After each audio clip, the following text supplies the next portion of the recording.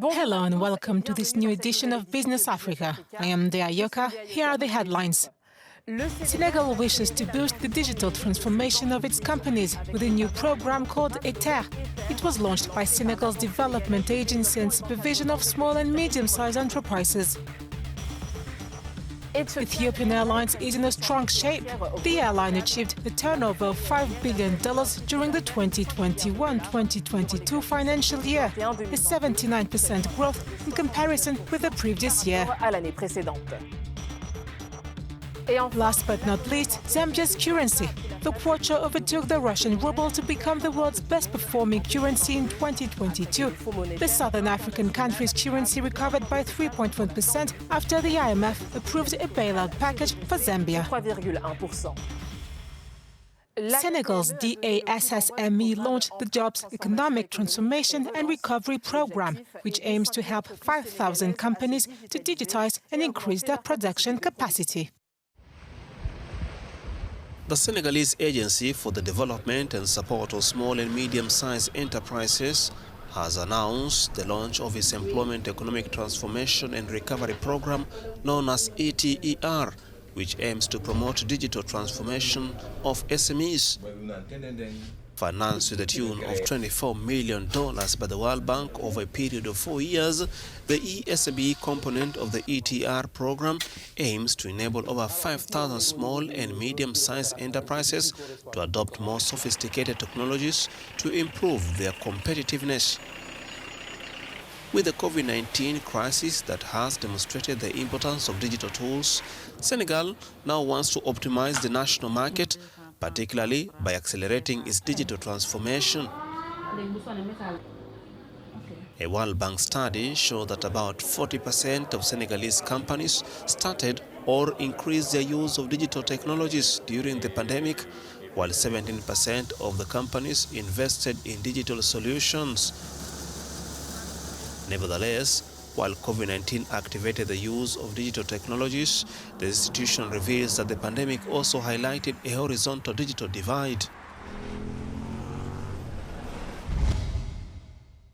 To get more on this, we're joined by Idrissa Jabira, the General Director of the DASSME. Sir Jabira, welcome. The Development Agency and Supervision of Small and Medium-Sized Enterprises just launched the ETER program. What does the program include? Thank you very much. Senegal can be considered as being in a period of recovery after COVID-19, which was about finding ways to revive the economy and, in particular, the private sector. The ETER project stands for Employment, Economic Transformation and Recovery. It involves various state agencies, including the Guarantee Mechanism, the FONGIP, the Mechanism of Participation in Enterprises, the FONSIS, and the ADPME, which is the support structure. And within the framework of this program, specifically, we are implementing a component that we have called ESME. The challenge is to strengthen the productivity of companies through the adoption of digital technologies. 5,000 SMEs will benefit from the program. Are there high priority sectors? Absolutely. There are a number of sectors that we know are driving the economy. The agricultural sector, in particular the agri-food sector, the textile and clothing sector, the height and skin sector. But generally, a competitive company defines the sector in which the latter will be.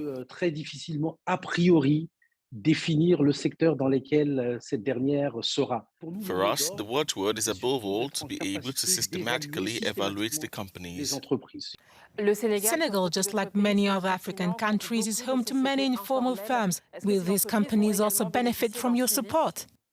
Absolutely. Thanks to COVID-19, these companies are 97% formal in Senegal. These companies have often been the most affected by the COVID-19 crisis and by crisis in general. And precisely the fact that we can adopt digital technologies today gives us the opportunity to address an issue that would have been more complex to solve 20 or 30 years ago. It's often the first step for business to get to know itself better.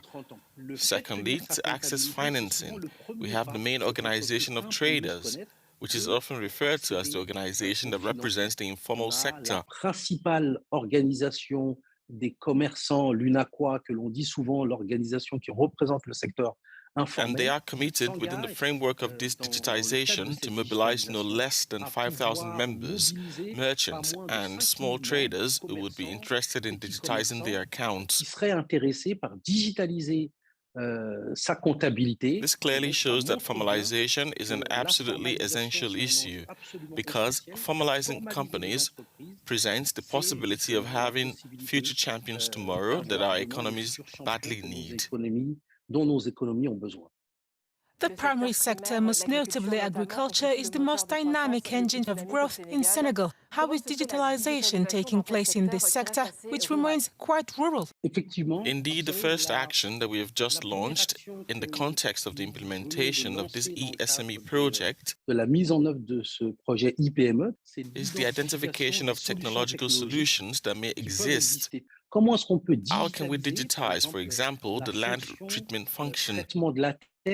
How can we digitize the functions related to storage, packaging between the hoe and possibly the mechanized tractors, between the plot of lands which we do not know exactly where they are located, and the use of satellites today to better determine this plot of land and their humidity and their texture as well. De satellites pour mieux déterminer les parcelles, leur humidité.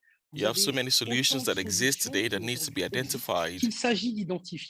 And precisely through the request that will be made to us to be able to accompany the classic functions that are implemented by farmers or by the actors of the agri-food. Mise en œuvre par nos agriculteurs ou par les acteurs de l'agroalimentaire. The way in which the SME intervenes is precisely what we call matching grounds. That is to say, the shared cost of subsidy. And I think that these are the types of solutions that will allow companies to save time, to be more productive, and to be more competitive. Thank you for your insight, Sir Idrissa Jabira. C'est moi qui vous remercie.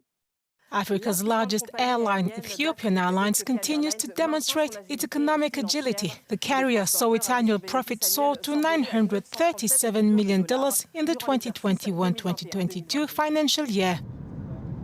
State-owned Ethiopia Airlines is in remarkable financial health, despite the rise in the cost of fuel and the post-COVID slowdown in travel.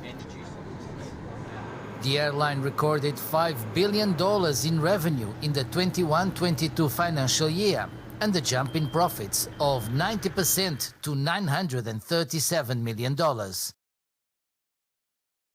During the period in review, Africa's leading airline recorded an increase in international passenger traffic, as well as a 74% decrease in operating costs. A recent report by the International Air Transport Association predicts net losses of $700 million in 2022 for African airlines and $9.7 billion worldwide.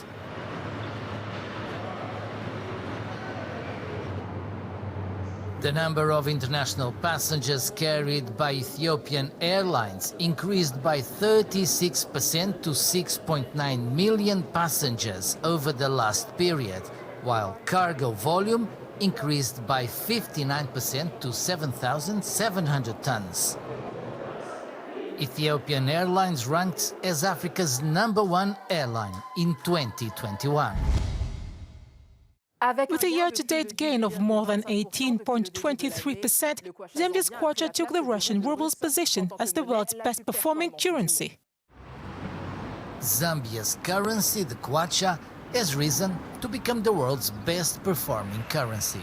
After the IMF approved a $1.3 billion bailout package for Zambia on the 1st of September, the Southern African country's currency rallied 3.1% in a single day.